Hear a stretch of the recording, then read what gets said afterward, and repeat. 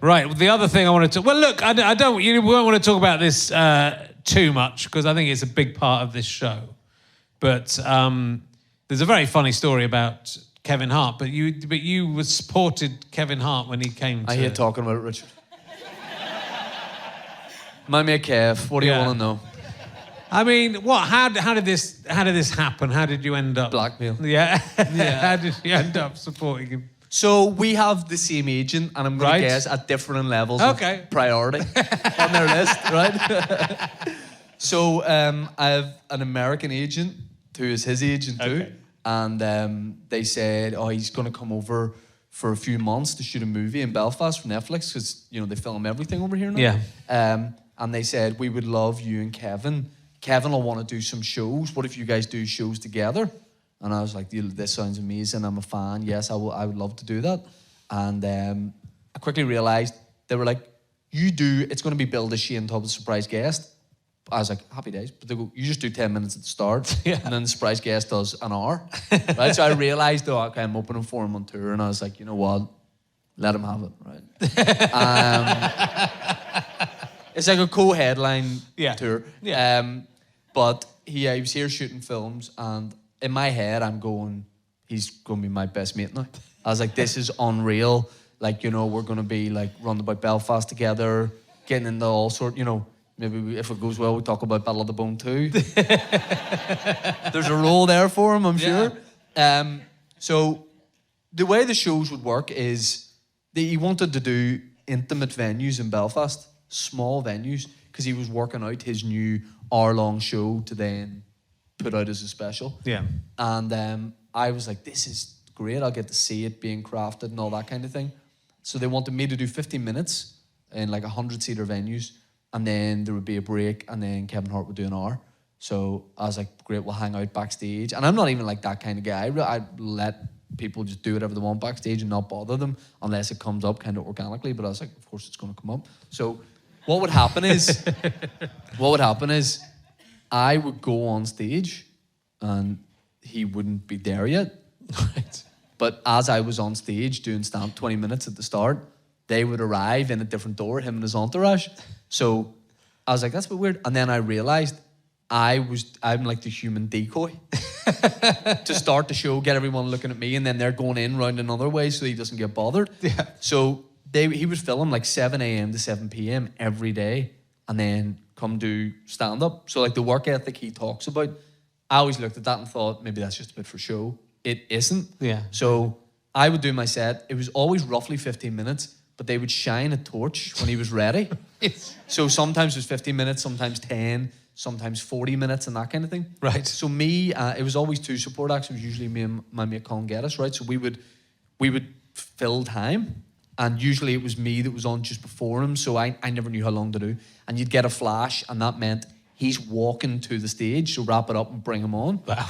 So, and usually I'd be like, I'll finish in my own time. Right? I never said that. Never said that. I was like, whatever Mr. Kevin wants. But the interesting thing is, if you've been to the Limelight in Belfast, you'll know, there's a fire door right beside the stage. So just at the end of his set, they would open that fire door as he was saying goodnight. His bodyguards, who he brought over from America, scariest guys you ever meet, would form like a human corridor. He'd be like, Belfast, goodnight, walk out that and into like a moving car and leave. And then I'd go back up and be, give it up for Kevin Hart. But when I was doing that in the bubble of those shows, everyone was like, what's he like? People, like, is he the same on stage as he is off and all this? And I would be like, no, he's got his feet in the ground. But I'd never met him. Right? So, but I'd make up wee quirks about him and all that kind of thing.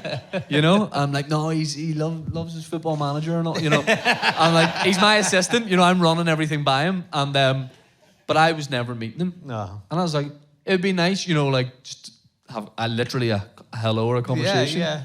But I get that, he doesn't want to stay in the venue, he doesn't want to get stuck and blah, blah, so it's fine. And then one of the last shows before we did the arena shows, so it was all these intimate shows, and then we did 2 arena shows, but the last intimate show, I thought that at the end of the show, they were motioning for me to join them at the end of the night in the vehicles to leave.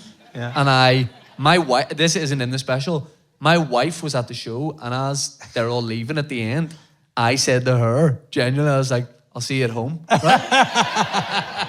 But what had happened, they were not waving to me. So they get in the cars, and I just like, and it's dark, and there's music pumping, and I end up in like the back row of one of the 2 or 3 people carriers. And then I realize that they don't know I'm there. But because I was so like just happy to be there and all vulnerable, I was just like in the back row of the car. And then I announced, because I was like, I don't think I need to be there, but I'll probably just say I'm here, and then they'll say like, that's fine, we're going for a drink anyway. But whenever I said like, you know I'm in here. When I said that, but bear in mind, they had never met me. Even though we'd done 24 shows, I was like, they'll turn around and go, that's Shane Todd, what's he like? Come on for a pint. They didn't know who I was. Yeah. So they all turned to me and were like, he didn't say it, but 2 of the guys were like, yeah, man, you need to get the fuck out of the car. They were spooked. Yeah. And then when I got out of the car, lots of people clearly saw this happen.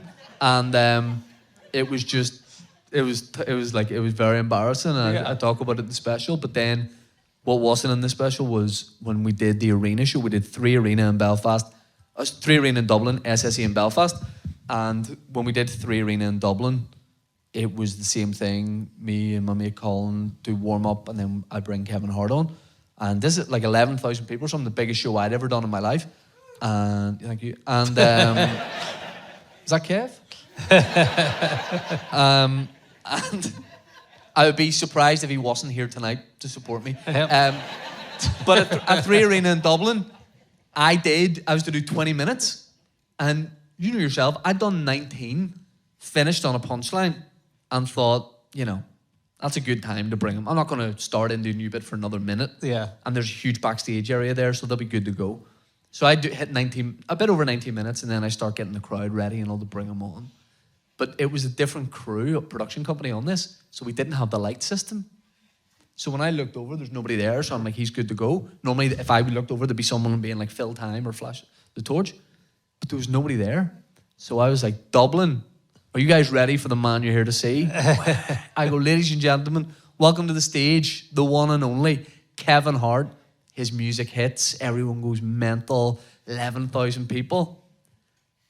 I go, he's waiting. Maybe at the big ones, he wants me to come all the way off instead of meeting me halfway with a handshake. So I walk off, and I'm like, give Kev his moment, right? This isn't about me. I'll exit the stage and let him have a clean walk on. When I got to the backstage bit, he was not there. The crowd are still going mental, but the cheers starting to subside, and the backing track plays on, and everyone's just standing there with their hands on their heads. He hadn't been ready, so he's still on like his own time. So we stood there for, it was probably 2 minutes while the whole track played, but I thought like I was done. I was like, I'm done, like the agency will drop me. He's not going to be my best mate anymore. I was like, it's the worst thing. And then he came down the stairs, still like half putting his clothes on. And I was like, we're done. And the stage manager went, go back and introduce him. So I had to go back on and go, ladies and gentlemen, Kevin Hart. And I still, in the changing room after, I couldn't be talked down by my mates. I was like, they were like, it's fine. And nobody ever mentioned it that was at the show. They thought it was just, he was milking a big entrance. Yeah. But for the next night in the SSE in Belfast, and that was the first time I was playing a full SSE in my home city, I thought they were going to cut me from that show, but they didn't, and it was great. And I haven't spoken to him since. Wow. But it was crazy that he was here. And again, as I said at the start, I don't really think about things or try and take them in. I like to just push on because the reality of stuff can daunt me a bit. But the fact that we did his tour and got to the arenas with him, I've never really thought about, in the best possible way. I've never, because I think I'd be scared if I thought about it. Yeah, it is weird how you can do that. And, I think you have to treat those, not that I've performed to quite that many people in my life, but you've got to treat those big gigs like they're, regular gigs. There's obviously a difference in performance, but you've got to feel the same. Yeah, and when we did, actually, we got to meet him at those arena shows because it was a more laid-back environment. He wasn't just coming in and out. And he was really nice. He was really nice. Oh, good. Oh. Didn't give me a mug, Richard, though. So. Didn't give you a mug, did he? Nope. No. That mug I gave you is bigger than Kevin Hart, so if I gave it to him, he'd be in a lot of trouble. That's my mate you're talking about. Oh, sorry. It's very little guy. He lives here now? Is what? Lives in Belfast now. Does he? He moved, yeah, Oh. yeah. Wow. That's good. Lives in the Falls Road in Belfast. Wee flat. He loves it. Oh, good.